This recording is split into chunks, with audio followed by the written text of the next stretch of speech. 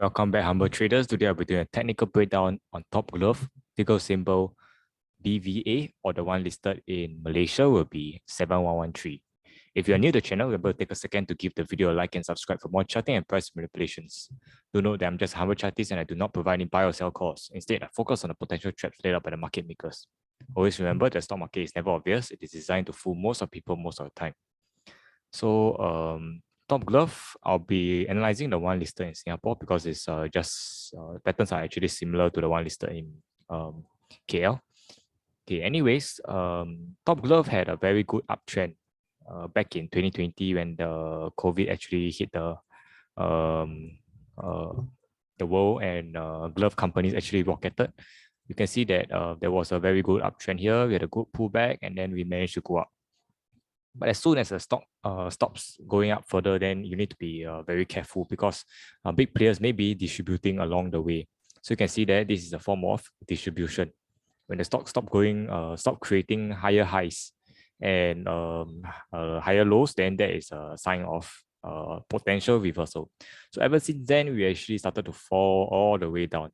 And when we are on a downtrend, there will be potential rebounds along the way. But rebounds are actually just opportunities for you to clear your positions and to cut losses, and opportunities for you to just get rid of all your positions.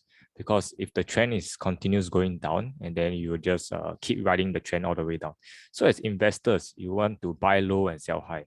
You never really want to buy and then hold all the way. Even though there's good dividends, you lose out all your capital gain. So as you can see, Top Glove has been downtrending so badly, and ever since this was very much the last rebound, and we never ever seen a rebound, just very minor rebounds along the way. And now the sentiment is so bad, it looks like many retail are actually giving up hope on this counter, but it's really too late.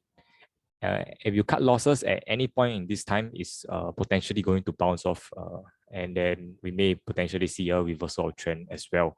But even if we do see a reversal of trend, I don't expect us to go back to these all-time high levels, because a bunch of retail investors are actually trapped in these positions. So these market makers, right, they will unlikely to push all the prices back up again to actually save all this retail. Unless there is potential, hopefully there isn't another pandemic, and it's unlikely the case that glove stocks or medical counters can actually return to their all-time highs once again. So it seems like Top Glove is going to reset all the way back to maybe 40 cents even. I wouldn't be surprised if the big players try to push it down one more time before shaking off all the retail stop losses, and then finally we have a potential short-term rebound that is bigger than usual. So if you look at the moving average convergence divergence, it tells us that at this very peak, there are many occasions when there was a sell signal here. Sell signal here, you can buy back here, and then you can sell here. We never ever buy back until the blue line cut above the orange line once again. And then these are all for short-term traders. You can come in and exit along the way, come in and exit along the way. But after some time, you realize that you may end up getting trapped in certain positions. So if you are perhaps a swing trader, you can always look at the weekly MACD. So the weekly MACD tells us a lot.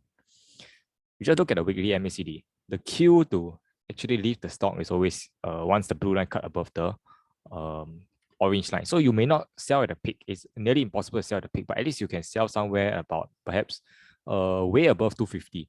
So this was a good opportunity to take profits, and thereafter not enter ever again, unless you potentially see a crossover. But even if you see a crossover and then the stock starts to drift back down again, the blue line cut below the orange line once again, then potentially you may want to cut your losses or something. You try to do something else. So it seems like many retail actually try to get in, try to average losses, but this stock seems to continue falling. So the big players are actually still shorting, and they are still clearing off their positions, trapping more retails in the process. If you look at the monthly indicators, the MACD is still trying to turn. So long as this thing don't turn up, then potentially we may not see a reversal so soon. But it looks like the histogram is turning white, and then we are potentially trying to turn up very soon.